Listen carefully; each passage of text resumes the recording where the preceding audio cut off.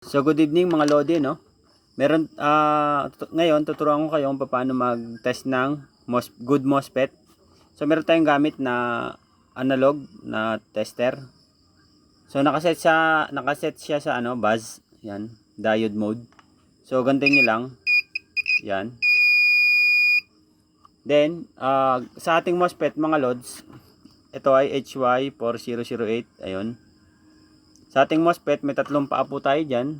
Itong unang ito, sa bandang kaliwa is yung gate. Yung gate na ang ating drain. At yung bandang kanan naman ang ating source. So ngayon, titesterin natin to kung ito ay good. Ito bago ito mga Lodi. Bago kayo magsalpak ng pyesa, kailangan testerin nyo muna. To sure na walang damage, no? Yan, so testerin na natin mga Lodi. So itong ating black rod ng ating tester, lagay natin sa ating gate. So then triple tap natin yung ating drain, yung gitnang paa. 1, 2, 3. So tutunog yan. Ibig sabihin po is open na yung ating gate.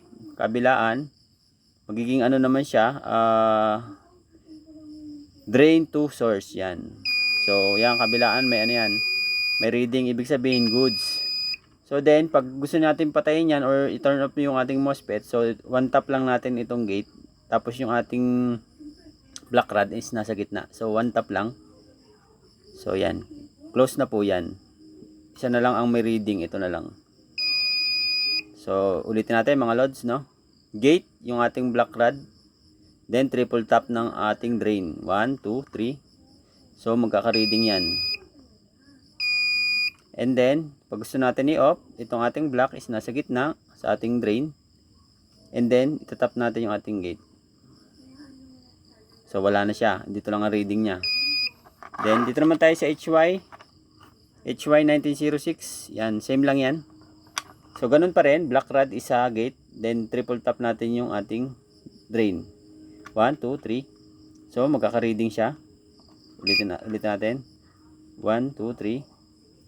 So yan, may reading na siya. May reading na. Then kabilaan. So may reading na siya. Then pag i-close natin, ganun din. Yung black rod is nasa drain. Then pindutin natin ang gate ng isang beses.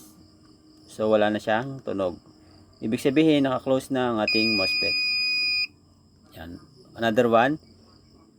Yung ating black sa gate, then triple tap the drain, yung gitnang paa. 1, 2, 3. So, ulitin natin. Tatlong ulit.